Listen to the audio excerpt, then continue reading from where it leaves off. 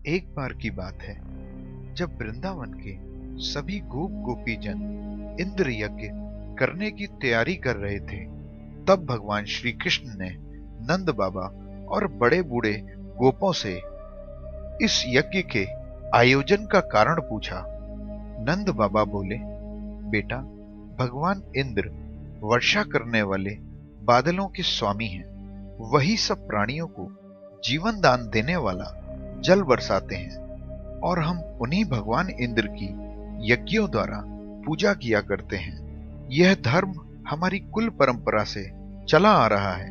भगवान नंद बाबा से कहते हैं, पिताजी, प्राणी अपने कर्मों के अनुसार जन्म लेता है और उन्हीं के अनुसार मर जाता है। उसे अपने कर्मों के अनुरूप ही सुख दुख प्राप्त होते हैं।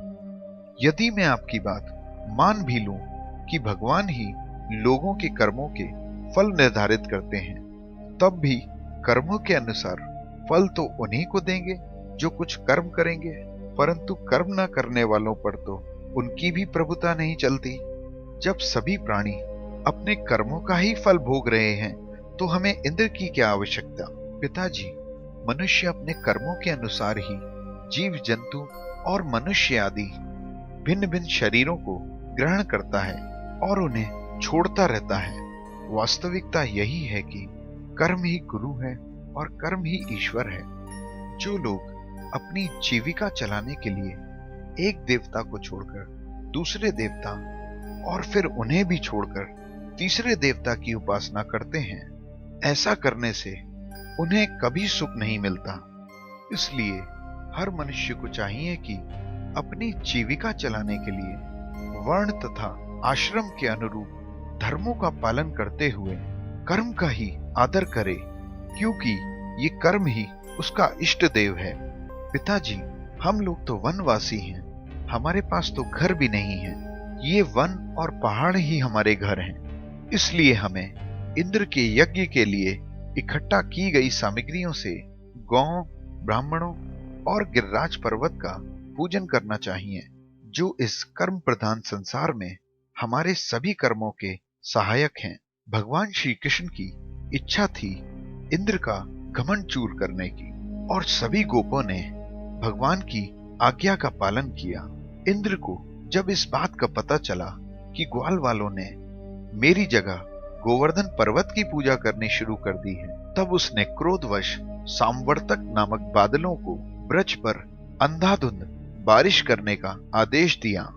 जब भगवान ने देखा कि वर्षा और ओलों की मार से पीड़ित होकर व्रजवासी बेहोश हो रहे हैं, तब भगवान ने अपने शरणागत ग्वाल वालों की रक्षा के लिए अपने एक ही हाथ से गोवर्धन पर्वत को उखाड़ लिया और बोले, माताजी, पिताजी और ग्वाल वालों, आप सभी अपनी गौओं और सामग्रियों के साथ इस पर्वत के गड्ढे में आकर आराम से बैठ जाओ और तनिक भी चिंता मत करना।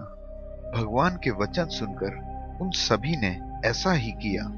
भगवान ने इस प्रकार गोवर्धन जी को 7 दिनों तक उठा के रखा और वे तनिक भी नहीं हिले। यह सब देख इंद्र के आश्चर्य का ठिकाना ना रहा। उसकी सारी हेकड़ी निकल गई। भगवान की इस लीला के माध्यम से हम लोगों के मन में आने वाली बहुत सी शंकाओं का भी समाधान मिलता है। जैसे किसी भी मनुष्य का वर्तमान और भविष्य उसके कर्म ही निर्धारित करते हैं, ना कि कोई देवी देवता। इसलिए आप चाहे कितना भी पूजा पाठ कर लो, फिर भी आपको अपने अच्छे बुरे कर्मों का फल तो भोगना ही पड़ेगा। वर्ण और आश्रम की व्यवस्था भगवान ने किसी को ऊंचा नीचा दिखाने या जात पात में बांटने के लिए नहीं की थी।